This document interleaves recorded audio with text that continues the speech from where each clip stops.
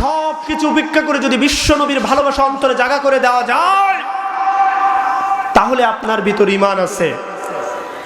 আর যদি বিশ্ব নবীর ভালোবাসা অন্তরে না থাকে, দুনিয়ার সব কিছু আছে, বিশ্ব নবীর ভালোবাসা নাই, ওই অন্তরের ইবাদত আল্লাহর দরবারে পৌঁছাবে না, ঠিক কিনা?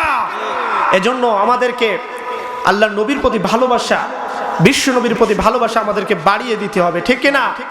বিশ্ব নবীকে আঘাত করলে তাকে ছেড়ে দেওয়া যাবে না, ঠিক কিনা? বিশ্ব নবীকে যদি কেউ আঘাত করে, এই পৃথিবীতে 1 সেকেন্ডের বাঁচার অধিকার তার থাকে না, ঠিক কিনা? আলহামদুলিল্লাহ নাহমাদুহু ওয়া নাস্তাঈনুহু ওয়া নাস্তাগফিরুহু ওয়া নু'মিনু বিহি ওয়া নাতাওয়াক্কালু আলাইহি ওয়া নাউযু বিল্লাহি মিন শুরুরি আনফুসিনা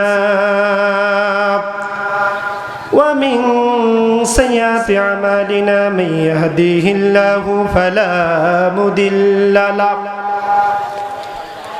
ومن يضلل فلا هادي له ونشهد أن لا إله إلا الله وحده لا شريك له ونشهد أن سيدنا وسندنا ومولانا محمد الذي يرسله بالحق بشيرا ونذيرا وداعيا إلى الله بإذنه وسراجا منيرا أعوذ بالله من الشيطان الرجيم بسم الله الرحمن الرحيم إن الله وملائكته يصلون على النبي يا أيها الذين آمنوا صلوا عليه وسلموا تسليما اللهم صل على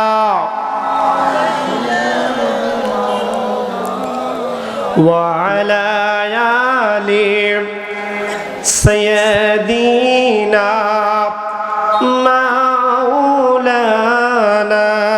محمد آمنت بالله।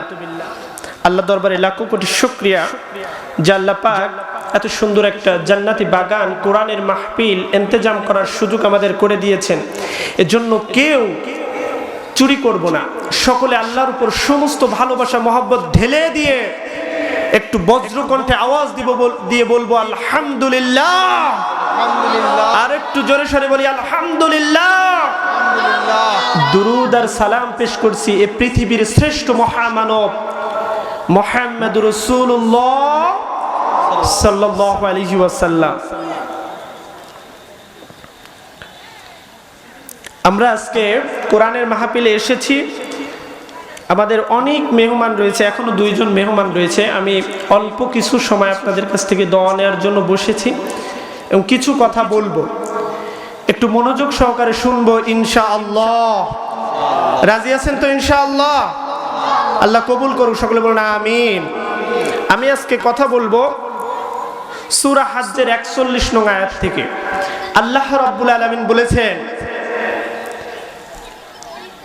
পৃথিবীতে সমাজে রাষ্ট্রে বসবাস করার জন্য আমার একটা মূলনীতি রয়েছে। কি রয়েছে? মূলনীতি। সব কিছুর একটা বিধিবিধান রয়েছে। তো এই পৃথিবীতে আল্লাহর দ্বীন, কোরআন এবং হাদিস মানতে হলে, সেই মাফিক একটা রাষ্ট্র গঠন করতে হলে, একটা সমাজ গঠন করতে হলে, একটা পরিবার গঠন করতে হলে 4টা মূলনীতি রয়েছে। কয়টা? এই 4টা মূলনীতি আজকে আমরা শুনবো ইনশাআল্লাহ। রাজি আছেন তো ইনশাআল্লাহ? আল্লাহ আমাদের সকলকে কবুল করুক, সকলে বলুন আমিন। আল্লাহ রাব্বুল আলামিন বলেছেন 1 নাম্বার মূলনীতি হলো আকামুস সালাহ, সমাজের মধ্যে নামাজ প্রতিষ্ঠা করতে হবে। কি প্রতিষ্ঠা করতে হবে? নামাজ। আমরা সবাই ঈশার নামাজ পড়েছি ইনশাআল্লাহ। 2 নাম্বার হলো ওয়া আতাউজ যাকাত, যাকাত আদায় করতে হবে। 3 নাম্বার হলো ওয়া আমারু বিল মা'রুফ, সৎ কাজের আদেশ দিতে হবে। 4 নাম্বার হলো ওয়া নাহাউ আনিল মুনকার, আর সমাজের যেই সমস্ত ফাহিশা, অশ্লীল, বেহায়া, বেলাল্লাপানা যা কিছু দেখো সব কিছুকে আপনাকে প্রতিহত করতে হবে। কি করতে হবে? আল্লাহ রাসূল সাল্লাল্লাহু আলাইহি সাল্লাম বলেছেন প্রতিহত করার মাধ্যম হলো 1 নম্বরে হলো হাত দিয়ে। যখন সমাজের মধ্যে অন্যায় দেখবা, ফাইল্লাম ইয়াস্তাতিউ, তোমরা যখন অন্যায় দেখবা, অপরাধ দেখবা, প্রথমে হাত দিয়ে, তারপরে তোমার বিলিসানিহি, তোমাদের জবান দিয়ে, এরপরে অন্তর দিয়ে ঘৃণা করতে হবে সামর্থ্য না থাকলে। এজন্য এই 4টা মূলনীতি আমরা কিছু কথা শুনবো ইনশাআল্লাহ। 1 নম্বর, আমাদের সমাজে নামাজ প্রতিষ্ঠা করতে হবে। যদি আমাদের সমাজে নামাজ প্রতিষ্ঠা থাকে, ইন্নাস সালাতা তানহা আনিল ফাহশাই ওয়াল মুনকার, যদি এই সমাজে নামাজ প্রতিষ্ঠা থাকে তাহলে মানুষ মাহফিলে এসে আশেপাশে এখানে সেখানে বসে থাকতে পারতো না, ঠিক না? এজন্য যদি নামাজ প্রতিষ্ঠা থাকতো, মানুষ অশালীল, বেহায়া, বেলাল্লাপানায় সময় নষ্ট করতে পারতো না। কথা বলেন ঠিক কিনা? এজন্য আমরা চাই এমন একটা সমাজ যেই সমাজে এই 4টা জিনিস প্রতিষ্ঠিত আছে। তাই আমরা কোরআন হাদিস থেকে সেরকম একটা সমাজের গল্প শুনবো। রাজি আছেন না ইনশাআল্লাহ? আল্লাহর নবীর এক জলিল কদর সাহাবী ছিল হযরত ওমর ফারুক রাদিয়াল্লাহু তাআলা আনহু, যার সম্পর্কে বিশ্বনবী বলেন এমন একজন সাহাবী আমার রয়েছে যে রাস্তা দিয়ে যায়, ওই রাস্তা দিয়ে 40 রজনী 40টা দিন শয়তান যাওয়ার সাহস পায় না। সুবহানাল্লাহ।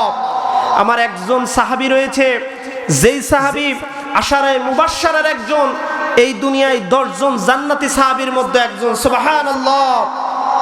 সেই সাহাবী এক সময় ক্ষমতায় রয়েছেন, 12.5 লক্ষ বর্গমাইলের প্রেসিডেন্ট। এই ওমর, তিনি এই 4টা বিধান তার রাষ্ট্রে পরিচালনা করার জন্য এই 4টা বিধান তিনি প্রতিষ্ঠিত করেছিলেন। সুবহানাল্লাহ। সেই সমাজে এই 4টে নীতি থাকার কারণে কোনো অন্যায়, কোনো অত্যাচার, কোনো জুলুম ছিল না। সুবহানাল্লাহ বলবেন না?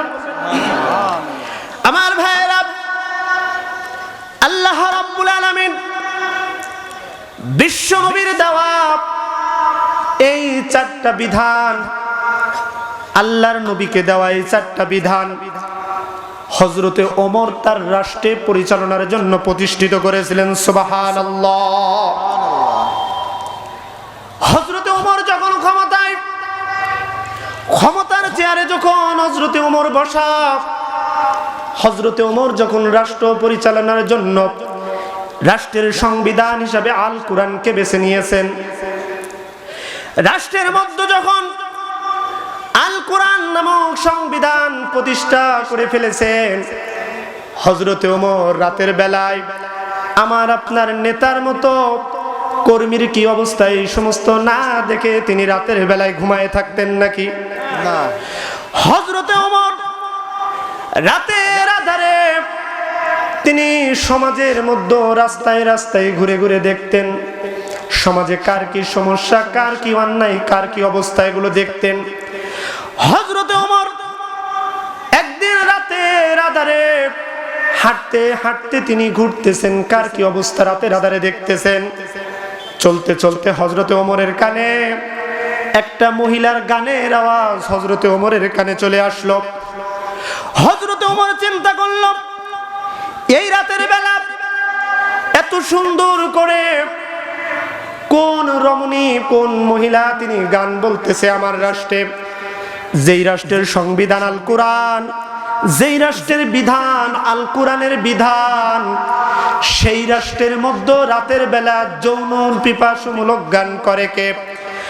হযরত ওমরের কানে গানের আওয়াজ যখন চলে গেল, হযরতে ওমর রাস্তা থেকে ছুটতে ছুটতে বাড়ির মধ্যে ঢুকে গেলেন। বাড়ির মধ্যে যে মেয়েটাকে ডাক দিয়ে বললেন, মেয়ে ঘর থেকে বের হও। মেয়েকে ডাক দিয়ে বললেন, মেয়ে ঘর থেকে বের হও। তোমার সাথে ঘরের মধ্যে আর কে কে আছে যার কারণে তুমি রাতের বেলায় এমন করে যৌন পিপাসুমূলক তুমি গান বলো? মেয়েটা ঘরের ভিতর থেকে বের হয়ে বলছে, যুবক, এই রাতের আধারে তুমি আমার বাড়ির সামনে কেন এসেছো? ওমর বলছে, সেটা তো পরে বলবো।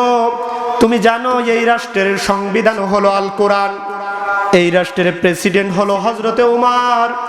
এই রাষ্ট্রে হযরতে ওমরের মতন প্রেসিডেন্ট থাকা অবস্থায় তুমি গান বলার সাহস কেমন করে পাও? সুবহানাল্লাহ। হযরতে ওমর জিজ্ঞাসা করলো, এ মেয়ে, তুমি যে রাতের বেলা এমন করে গান বলেছো, এই জন্য তুমি একটা অন্যায় করে ফেলেছো। আর এই অন্যায়ের জন্য কালকে ওমরের রাজ দরবারে বিচারের কাঠগড়ায় তোমার বিচার হবে। সুবহানাল্লাহ। আমাদের সমাজেও কিন্তু গান আছে, কিন্তু আমাদের মেয়েরা রাতের বেলা কিন্তু গান গায় না, গায় এরা হলো সিরিয়াল নিয়ে ব্যস্ত। কি নিয়ে ব্যস্ত আমি একটু বলবো নাকি? এরা কি নিয়ে ব্যস্ত? সিরিয়াল নিয়ে ব্যস্ত। এদেরও গান টান বলার সময় নেই। ওমরের রাষ্ট্রে তো একটু গান বলতো, এখন এরা গান নিয়ে ব্যস্ত। এরা হলো সিরিয়াল নিয়ে এতটাই ব্যস্ত যে স্বামী সন্তান রাতের খাবার আলাদা রেখে দেবে, যে তুমি এসে খেয়ে নিও, আমার কাজ আছে, আমার কাজটা আমার করতে হবে। ঠিক কিনা? আজকে সমাজে আমাদের মা বোনগুলো সমস্ত মেয়েরা এখন সিরিয়ালের মোহে পড়ে গেছে। সিরিয়াল দেখতে দেখতে সন্তানের খবর, স্বামীর খবর তাদের নেওয়ার সময় থাকে না। কথা বলেন ঠিক কিনা? কি করে বলি রে ভাই, না বললে তো উপায় নাই। কি করে বলি রে ভাই, না বললে তো উপায় নাই। স্বামী বলে, ও গিন্নি, রিমোটটা কি দেওয়া যায়? আইপিএল এর হচ্ছে খেলা, সময়টা যে চলে যায়। স্ত্রী বলে, চুপ করে থাকো, যা দেখছি তাই দেখো। আমাদের সমাজের অবস্থা এরকম। ওদিকে মেয়ে পড়াশুনো করতে দিয়েছে টেবিলে, ও পড়াশুনো বাদ দিয়ে সিরিয়াল দেখতেছে। বোঝে না, সে বোঝে না। কি দেখতেছে? কথা বলে, বোঝে না, সে বোঝে না। মা বলছে, ও মামুনি, পড়তে এবার বসো না। মেয়ে বলছে, চুপ করো মা, দেখছি এখনো বোঝে না, সে বোঝে না। আমাদের সমাজের অবস্থায় সিরিয়াল নিয়ে ব্যস্ত। ওমরের সময় তো সিরিয়াল ছিল না। ও মেয়েটা রাতের আধারে গান বলতেছে। হযরতে ওমর বলছে, আমার রাষ্ট্রের সংবিধান হলো আল কোরআন, আর আমার রাষ্ট্রে থাকা অবস্থায় তুমি যে এমন করে গান বলো, তুমি কি জানো না হযরত ওমর এই রাষ্ট্রের রাষ্ট্রপ্রধান? ওমরের রাষ্ট্রে থাকা অবস্থায় তো গান বলা নিষিদ্ধ। কারণ আল্লাহ রাব্বুল আলামিন কোরআনুল কারীমের মধ্যে জানিয়েছেন, ওয়া মিনান নাসি মান ইয়াশতারি লাহুয়াল হাদিসি লিইউদিল্লা আন সাবিলিল্লাহ। আল্লাহ রাব্বুল আলামিন বলেছেন, এই যে লাহুয়াল হাদিস, মুফাসসির ইকরাম, সমস্ত মুফাসসির ইকরাম এই বিষয়ে একমত। আল্লাহ পাক লাহুয়াল হাদিস দ্বারা পৃথিবীর সমস্ত অশ্লীল বেহায়া গানগুলো তিনি নিষিদ্ধ করে দিয়েছেন। সুবহানাল্লাহ। এই পৃথিবীর যত বেহায়া বেনাল্লাপানা গান আছে সব নিষিদ্ধ করে দিয়েছেন। তাহলে আমার রাষ্ট্রে বাস করা অবস্থায় তুমি গান কেন বলো? মেয়েটা বলছে, ও যুবক, আমি তো রাতের আধারে গান বলে একটা অন্যায় করেছি, কিন্তু তুমি যে যুবক, এই রাতের আধারে আমার সামনে তুমি চারটা অন্যায় করে ফেলেছো। আল্লাহু আকবার বলবেন না? কারণ মেয়েটাও কোরআন জানতো, যার কারণে তার কাছেও দলিল আছে। মেয়েটা বলছে, যুবক, তুমি যে রাতের আধারে আমার বাড়িতে এসে তুমি চারটা অন্যায় করে ফেলেছো। হযরত ওমর অবাক হয়ে গেল। গান বলেছো তুমি, বাধা দিতে এসেছি আমি, আবার আমি অন্যায় করেছি কয়টা? আমি অন্যায় করেছি 4টা। আচ্ছা বলো তোমার অন্যায় আমি পরে বলছি, আগে বলো আমার 4টা অন্যায় কি? আমার ভাইরা, মেয়েটা বলছে যুবক তুমি যে রাতের বেলা আমার বাড়িতে এসেছো, তুমি যে রাতের বেলা আমার বাড়িতে এসেছো, তুমি আমার কাছ থেকে অনুমতি নাও নাই, তুমি আমার কাছ থেকে কোনো অনুমতি নাও নাই, আমার বাড়ির সামনের দরজা দিয়ে আসো নাই, তুমি আমার বাড়ির পেছন দিয়ে দরজা দিয়ে এসেছো। তুমি কি আল্লাহর কোরআন পড়ো নাই? আল্লাহ রাব্বুল আলামিন কোরআনুল কারীমের মধ্যে জানিয়েছেন, ইয়া আইয়ুহাল্লাযীনা আমানু লা তাদখুলু বুয়ুতান গায়রা বুয়ুতিকুম হাত্তা তাস্তানিসু। জোরে বলুন আল্লাহু আকবার। আল্লাহ রাব্বুল আলামিন বলেছেন, হে ঈমানদার লোক, তোমরা যখন কোন মুমিনের বাড়িতে প্রবেশ করবে তোমরা তার অনুমতি নিবে। অনুমতি না নিয়ে তুমি যে আমার বাড়িতে প্রবেশ করেছো, তুমি তো সূরা নূরের 27 নম্বর আয়াত অমান্য করেছো। হযরত ওমর চিন্তা করল, মেয়েটা রাতের আধারে গান বলার কারণে আমি তার বাড়িতে এসেছি, তাকে নিষেধ করার জন্য এসেছি, এখন মেয়েটা তো উল্টো আমাকে বিপদে ফেলে দিয়েছে। কথা বলেন ঠিক কিনা? হযরত ওমরে উল্টা বিপদে ফেলে দিয়েছে। তুমি মিয়া আমি তো একটা অন্যায় করেছি, তুমি তো 4টা অন্যায় করে ফেলেছো। উল্টা কচু ধরে ফেলেছে। হযরত ওমর বলছে আমি একটা অন্যায় করেছি বুঝলাম, কিন্তু আমি বাকি আর কি কি অন্যায় করেছি? মেয়েটা বলছে তুমি আমার বাড়িতে এসেছো, অনুমতি তো নেও নাই, এরপরে তুমি যে আমার বাড়িতে এসেছো, আল্লাহ রাব্বুল আলামিন কুরআনুল কারীমের মধ্যে বলেন, ইন্নাল্লাযীনা ইউনাদুকা মিন ওয়ারাইল হুজুরাত। আল্লাহ রাব্বুল আলামিন বলেছেন, কারোর বাড়িতে যদি প্রবেশের প্রয়োজন হয়, আর যদি তার বাড়ির সামনের দরজাও বন্ধ থাকে, তোমার যদি খুব বেশি প্রয়োজন হয় তার সামনে থেকে ডাকো। যদি তোমার সামনের দরজা খোলা না পাও, পেছনের দরজা যদি খোলা থাকে তারপরেও তুমি ফিরে আসো। পেছনের দরজা দিয়ে কখনো মানুষের বাড়িতে প্রবেশ করা যাবে না, কিন্তু ওমর তুমি তো রাতের আধারে বেড়া ভেঙে আমার পেছনের দরজা দিয়ে আমার বাড়িতে প্রবেশ করেছো। কথা বুঝতেছেন? আমরা তো এখন কোরআন হাদিসের আলোচনা বোঝার চেষ্টা করি না। এই যে দেখেন, যদি বুঝতাম, এই তো কিছুদিন আগে এই পৃথিবীতে ফ্রান্সের ম্যাক্রন বিশ্বনবীর ব্যঙ্গচিত্র করে এই পৃথিবীতে তিনি ঝুলানোর সাহস পেয়েছে। আমরা আমাদের অন্তর থেকে, আমাদের জায়গা থেকে আমরা একটু প্রতিবাদ মিছিলও বের করে নাই, ঠিক কিনা? বিশ্বনবীর ভালোবাসা এটাই হলো আমাদের অন্তরে। কাফেররা আমার নবীর ব্যঙ্গচিত্র করে, আমার নবীকে নিয়ে অপমান করে, অপদস্থ করার চেষ্টা করে, কিন্তু আমরা এমন মুসলমান যে বিশ্ব নবীকে অপমান করলে আমাদের অন্তরে লাগে না। কথা বলেন ঠিক কিনা? এজন্য আমার ভাইরা, বিশ্ব নবীকে যদি ভালো না বাসা যায়, আমার নামাজ, আমার রোজা, আমার হজ, আমার যাকাত কিছুই কাজে আসবে, কিছুই কাজে আসবে না। আল্লাহ পাক বলেছেন, ওয়ালা তুতিল কাফিরিনা ওয়াল মুনাফিকিন, তোমরা কাফের এবং মুনাফিকদের কোন নিয়ম নীতি অনুসরণ করবা না, অনুসরণ করবা আল্লাহর নিয়ম নীতি। কথা বলেন ঠিক কিনা? এজন্য আল্লাহর নিয়ম নীতি অনুসরণ করতে হবে, বিশ্ব নবীকে ভালোবাসতে হবে। আর আমরা বিশ্ব নবীকে অপমান করা হলো, বিশ্ব নবীকে অপদস্থ করা হলো, আমাদের অন্তরে কোনো আঘাত লাগলো না। আমরা এমন মুসলমান, কেমন মুসলমান একটু চিন্তা করেন। আল্লাহ রাসূল সাল্লাল্লাহু আলাইহি ওয়াসাল্লাম বলেছেন,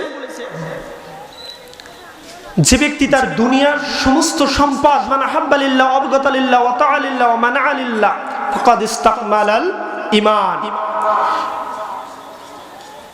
সমস্ত কিছু সব কিছু উপেক্ষা করে যদি বিশ্ব নবীর ভালোবাসা অন্তরে জায়গা করে দেওয়া যায়, তাহলে আপনার ভিতর ঈমান আছে।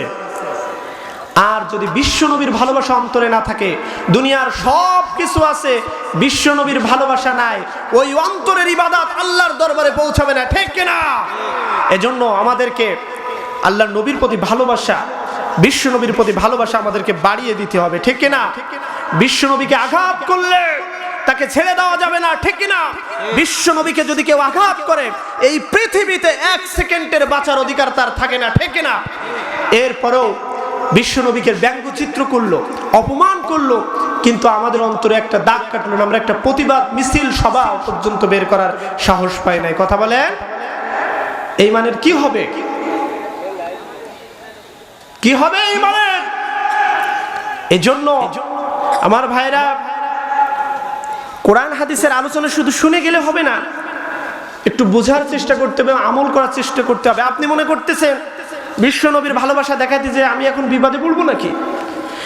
বিশ্বনবীর ভালোবাসা দেখানোর জন্য রাজপথে একটা মিছিল বের করে আমি আমার বিবাদ দেখে আনতে যাবো কেন ঘরে বসে? কথা বলেন, কথা বলেন না কেন? এই সমস্ত ঈমান, বিশ্বাস করেন আল্লাহর নবীর উপর যদি ভালোবাসা না থাকে কোনো কাজে আসবে। আমার ভাইরা, হযরতে ওমর মেয়েটাকে জিজ্ঞাসা করলো, মেয়ে আমি তো 2টা অন্যায় শুনেছি, আমার 2টা অন্যায়। 1 নাম্বার হলো আমি অনুমতি নাই, 2 নাম্বার হলো আমি ঘরের পেছনের দরজা দিয়ে প্রবেশ করে ফেলেছি, তাহলে আমার 3 নাম্বার অন্যায়টা কি বলো? মেয়েটা বলছে ওয়া তুসাল্লিমু আলা আহলিহা, তোমার 3 নাম্বার অন্যায় হলো তুমি সালাম দাও নাই। সব কিছুর আগে সালাম দিতে হবে, আসসালামু ক্বাবলাল কালাম। কিন্তু আমাদের দেশে সালামের এমন একটা প্রচলন হয়ে গেছে, সালামের এমন অবস্থা যে সালাম নিয়েও এখন সমাজে গান তৈরি হয়। কথা বলেন, সমাজে গান তৈরি হয়। কিন্তু সালাম কোথায় দেওয়ার দরকার ছিল সেই আমলটা আমাদের না থাকার কারণে ইসলাম বিদ্বেষীরা সালাম নিয়ে গান তৈরি করে ফেলেছে। আসসালামু আলাইকুম বিয়ান সাহেব, কেমন আছেন বিয়ান সাহেব? বুকে বড় জ্বালা, কিসের জ্বালা বিয়ান সাহেব? নয়া প্রেমের জ্বালা। কথা বলেন, আমরা যদি সালামের সঠিক ব্যবহার করতে পারতাম তাহলে এই সালাম নিয়ে, এই সালাম কোরআনের হুকুম, এই নিয়ে এরকম করে আমাদের ইসলামকে অপমান অপদস্থ করার সাহস পেত না। আমার ভাইয়েরা, মেয়েটা বলল যে ওমর, ও যুবক, তোমার 3 নাম্বার অন্যায় হলো তুমি সালাম দাও নাই। 1 নাম্বার অন্যায় ছিল অনুমতি নাও নাই, 2 নাম্বার অন্যায় হলো পিছনের দরজা দিয়ে প্রবেশ করেছো, 3 নাম্বার অন্যায় হলো তুমি সালাম দাও নাই, 4 নাম্বার অন্যায় ছিল তোমার পর্দার বিধান। ওমর, তুমি একজন যুবক মানুষ, রাতের আধারে তুমি আমার বাড়ির সামনে এসে, আমি একটা যুবতী মেয়ে, তুমি আমার সামনে দাঁড়ায় গেছো। ওমর, তোমার কি একটা পর্দার বিধান আল্লাহ পাক দেয় নাই কোরআনে? তোমার জন্য কি কোনো পর্দা নাই? এই 4টা অন্যায়ের বিচার আমি কাল তোমার কাঠগড়ায় দাঁড় করাবো। আগে তোমার 4 বিচার করা হবে, তারপর আমার বিচার করা হবে। আল্লাহু আকবার। হযরত ওমর বলল, ঠিক আছে বুঝলাম, আমি 4টা অন্যায় করে ফেলেছি, তাহলে বলো তুমি এই রাতের আধারে কেন গান বলতেছিলে? এই রাতের আধারে তুমি যেভাবে গান বলতেছিলে, এই রাস্তা দিয়ে যদি কোনো যুবক রাতের আধারে হেঁটে যেত আর তোমার গান যদি তার কানের মধ্যে প্রবেশ করত, ওই যুবক তো তোমার সঙ্গে একটা অপকর্ম হয়ে যাওয়ার সম্ভাবনা ছিল কিনা? মেয়েটা বলছে, ওমর, ও যুবক, তাহলে তুমি শোনো, এই রাতের আধারে আমি একাই মেয়েটা রাতের আধারে গান বলতেছিলাম, আমার একটা অন্যায়, এই রাষ্ট্রের প্রধান যিনি, এই রাষ্ট্রের প্রেসিডেন্ট যিনি, তিনি হলেন হযরতে ওমর। হযরতে ওমর ক্ষমতায় আসলে আমার স্বামীকে, যখন আমার স্বামীর সঙ্গে আমার বিবাহ হলো, ও যুবক, তুমি আমার একটা অন্যায় দেখেছো যে রাতের আধারে আমি গান বলেছি। আমি রাতের আধারে কেন গান বলেছি এর জন্য হযরতে ওমর দায়ী।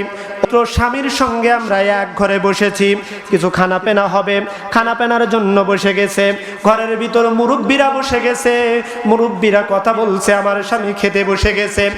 এমন সময় হযরতে ওমরের রাজ দরবার থেকে চিঠি চলে আসলো, এক বার্তাবাহক চলে আসলো, এসে বলছে, ও আমার স্বামীকে ডেকে বলছে, যুবক, হযরতে ওমর তোমাকে ডেকে পাঠিয়েছে, আজকে থেকে তোমাকে যুদ্ধের জন্য, তোমাকে যুদ্ধের সেনাপতি বানিয়েছে। আমার কেবল মাত্র বিয়ে হয়েছে, আহারে মনে বড় আশা, বিশ্ব নবীর সাহাবীর সঙ্গে আমার বিয়ে হয়েছে, স্বামীকে দেখবো, স্বামীর সঙ্গে কত কথা বলবো, গল্প করব, আমার মনে বড় আশা। ও যুবক, তাহলে তুমি শোনো, এই রাতের আধারে আমি একা একা কেন গান বলতেছিলাম? আমি যখন বসেছিলাম, ওই যুবকটা আসার পরে আমার স্বামীকে ডাক দিলেন, আমার স্বামী সঙ্গে সঙ্গে খাবারগুলো রেখে দিলেন। আমি যে তার নতুন স্ত্রী, আমার দিকে আর খেয়াল করলেন না, আমার স্বামী সঙ্গে সঙ্গে উঠে দাঁড়ালেন। আল্লাহু আকবার। আমার স্বামী উঠে দাঁড়ালেন, সঙ্গে সঙ্গে আমার স্বামী আমাকে ডাক দিয়ে বললেন, স্ত্রী গো, কেবলমাত্র তোমাকে বিয়ে করেছি, তোমার দেখার সুযোগটা পর্যন্ত আমার হয় নাই। ও প্রাণের স্ত্রী, যুদ্ধ থেকে যদি আমি ফিরতে পারি, তাহলে যুদ্ধের পরে তোমার সঙ্গে আমার দেখা হবে। আল্লাহু আকবার। জোরে বলেন আল্লাহু আকবার। হযরত ওমর আমার স্বামীকে ডাকার পরে আমার স্বামী মুরব্বীদের কাছ থেকে বিদায় নিয়ে আমার স্বামী রওনা হয়ে গেলেন। মুরব্বীরা ডাক দিয়ে বললেন, যুবক, তোমাকে তো এখন যুদ্ধে যাওয়া ফরজ না, আগে তোমার নতুন স্ত্রী তার হক আদায় করো। কিন্তু আমার স্বামী আমার দিকে লক্ষ্য করলেন না, প্রেসিডেন্ট ওমরের ডাকে সাড়া দিয়ে যুদ্ধের জন্য চলে গেলেন। আমার স্বামী সেই দেশ থেকে প্রায় 3 মাস হয়ে গেল, আমার স্বামী যে যুদ্ধে চলে গেল, এক যুদ্ধতে শেষ হলো। আমি ভাবলাম এবার হয়তো আমার স্বামী বাড়ি ফিরে আসবে, আমার স্বামী বাড়ি আসবে, স্বামীর সঙ্গে আমি গল্প করব, কত কথা বলবো। নতুন বিয়ে হয়েছে, স্বামীর সঙ্গে কথা বলার সুযোগ হয় নাই। আহারে, এক যুদ্ধ শেষ হওয়ার পরে আমার স্বামীকে হযরতে ওমর ওই যুদ্ধ থেকে আরেক যুদ্ধের জন্য পাঠিয়ে দিলেন। আজকে প্রায় 3 মাস হয়ে গেল, আমার স্বামীর চেহারাটা পর্যন্ত আমি দেখি নাই। হযরতে ওমর চিন্তা করলাম, এত বড় অন্যায় আমার অজান্তে আমি করে ফেলেছি। আমার রাষ্ট্রে এমন একজন মহিলা তো বড় কষ্টে আছে, আমি জানি না কত বড় অন্যায় আমি করে ফেলেছি। মহিলাটি বলছে, শোনো, একটা মেয়ে সর্বোচ্চ হলে 3 মাস কষ্ট করে থাকতে পারে। আমার যৌবনের চাহিদার জন্য কষ্ট করে আমি রাতের বেলা না হয় একটা গান বলে ফেলেছি। একটা গান বলার কারণে যদি আমি অন্যায় করে থাকি, ওমর, ও যুবক, তাহলে শোনো, তুমি তো চারটা অন্যায় করে ফেলেছো, তোমার বিচার আগে হবে, তারপরে আমার বিচার হবে। আল্লাহু আকবার। নারে তাকবীর, নারে তাকবীর। হযরত ওমরের 4টা বিধান প্রতিষ্ঠা করার কারণে সমাজের মধ্যে মানুষের ভিতর ঈমানি চেতনা এমন করে ঢুকে গিয়েছিল, ঠিক কিনা? আর আজকে আমাদের সমাজে আমাদের নেতাদেরও ঈমান নাই, নামাজ নাই, যাকাত নাই, হজ নাই, আমাদের ভিতরে ঈমান নাই, যাকাত নাই, হজ নাই, ঠিক কিনা? এজন্য আমার ভাইরা, হযরত ওমরের মতো যদি নেতা আরেকটা পাওয়া যেত, এই সমাজের মানুষগুলো সোনায় সোহাগা হয়ে যেত, ঠিক কিনা? কাদেসিয়ার যুদ্ধ শুরু হয়ে গেছে, সকল সাহাবীরা যুদ্ধের জন্য সম্পদ দিচ্ছে, যার যা আছে তা আছে তাই দিচ্ছে। এক বৃদ্ধ মা, তার কিছুই নাই দেওয়ার মতো, কি দেবে যুদ্ধের জন্য? কাদেসিয়ার প্রান্তরে যুদ্ধ শুরু হয়ে গেছে। কাদেসিয়ার প্রান্তরে যুদ্ধের জন্য সকল সাহাবীরা যা আছে তাই দিচ্ছে, কিছু দেওয়ার মতো নাই। বৃদ্ধ মা কি দেবে জন্য বিষণ্ণতায় পড়ে গেছে। যুদ্ধের জন্য তিনি কি দেবে চিন্তা করতেছে, আমার কিছু নাই।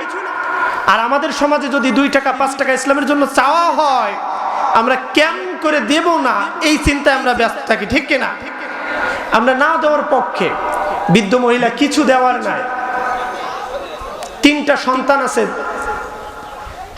হযরত ওমরের কাছে যে বলছে, যুদ্ধে দেওয়ার মতো তো আমার কিছুই না, তাহলে এই যুদ্ধে যদি আমি কিছু না দিতে পারি, আর কাদেসিয়ার প্রান্তরে যদি মুসলমানরা পরাজয় বরণ করে, আল্লাহর নবীর সামনে কিয়ামতের ময়দানে আমি কেমন করে দাঁড়াবো? আল্লাহু আকবার। বৃদ্ধ মা তার তিনটা সন্তানকে ডেকে বলছে, সন্তানেরা আমার তো যুদ্ধের ময়দানে দেওয়ার মতো কিছুই নাই। ও আমার সন্তানেরা, আমি চাই এই যুদ্ধে আমার তিনটা সন্তান তোমাদেরকে আমি আল্লাহর রাস্তায় দান করে দেব। সুবহানাল্লাহ। বৃদ্ধা মা তার তিন সন্তানকে নিয়ে যুদ্ধের জন্য দান করে দিলেন। তিন সন্তান যুদ্ধে চলে গেল। সাহাবীরা এক এক করে, মুসলমানরা বিজয় লাভ করেছে। সাহাবীরা এক এক করে বাড়ি চলে আসছে। আহারে, সকল যুদ্ধে সাহাবীরা যখন বাড়ি আসছে, সকল সাহাবীর মা বাবাগুলো দাঁড়ায় আছে, সন্তান দাঁড়ায় আছে। আমার স্বামী আসবে, আমার সন্তান আসবে, যুদ্ধের ময়দান থেকে আসবে, তাদেরকে একটু অভ্যন্তরা জানাবো, সেবা যত্ন করব। আহারে, যুদ্ধের ময়দানে কত কষ্ট হয়ে গেছে। বৃদ্ধ মা পথে দাঁড়ায় আছে, আমার সন্তানেরাও যুদ্ধ থেকে আসবে। বৃদ্ধ মা তিন সন্তানের জন্য পথে দাঁড়ায় আছে, আমার সন্তানেরা যুদ্ধ থেকে ফিরে আসবে। যুদ্ধ থেকে আসলে তাদেরকে, সন্তানদেরকে আমি খুশি করব, অভ্যন্তরা জানাবো। আর সকল সাহাবী আসে, সন্তান তিনটা তারা আসে না। সাহাবীরা আসে, এক সাহাবী ডাক দিয়ে বলছে, মা তুমি যে পথে দাঁড়ায় আছো, কিসের জন্য দাঁড়ায় আছো? বৃদ্ধা মা বলছে, আমার সন্তানেরা যুদ্ধে গেছে, আমার সন্তানেরা তো যুদ্ধ থেকে ফেরে না। এক সাহাবী ডাক দিয়ে বলছে, মা আমি তোমার ছোট সন্তানের খবর জানি। মা, তোমার ছোট সন্তানকে দেখলাম যুদ্ধ করতে করতে এক পর্যায়ে অনেকগুলো কাফেরকে বিদায় করে দিয়ে আপনার ছোট সন্তানটাও যুদ্ধ হয়ে গেছে, শহীদ হয়ে গেছে। এইভাবে করে অনেকগুলো সাহাবী আসলো, আর তাদের কাছে জানতে পারলো তার তিনটা সন্তান শহীদ হয়ে গেছে। বৃদ্ধ মহিলা কাঁদতে কাঁদতে জমিনের উপর পড়ে গেছে। আহারে, দুনিয়ার মধ্যে আমার কিছুই নাই, তিনটা সন্তান ছিল, তিনটা সন্তানকে আল্লাহর রাস্তায় দিয়েছি, আর তিনটা সন্তান আমার শহীদ হয়ে গেছে, কাদের নিয়ে আমি বাঁচবো? কাঁদতে কাঁদতে বৃদ্ধ মহিলা জমিনের উপর পড়ে গেছে। হঠাৎ করে বৃদ্ধ মহিলা হাসতে হাসতে দাঁড়ায় গেল। লোকজন বলছে, পাগল হয়ে গেল নাকি? বৃদ্ধ মহিলা বলছে, তোমরা ভাবছো আমি পাগল হয়ে গেছি? আমি এজন্য হাসছি, আমার তিনটা সন্তান শহীদ হয়ে গেছে, এজন্য কাল কিয়ামতের ময়দানে আমার আল্লাহ তাআলা আমাকে শহীদের মা হিসাবে আমাকে যে আরশে আজিমের নিচে আমাকে ছায়া দান করবে। যখন কোনো মানুষ ছায়া পাবে না, এই মর্যাদার কথা শুনে শহীদের মা হিসাবে আমার যে সম্মান করবেন আমার রব, এই কথা ভেবে আমি মনে মনে খুশি হয়ে হাসতেছি। আল্লাহু আকবার। এজন্য ভাইরা আমার, আমরা যখন ইসলামের জন্য, ভালো কাজের জন্য আমাদের কাছে যে অবস্থায়, যে পজিশনে আমাদের সাহায্য করার দরকার আছে, সামর্থ্য আছে, আমরা সেভাবে করার চেষ্টা করব ইনশাআল্লাহ।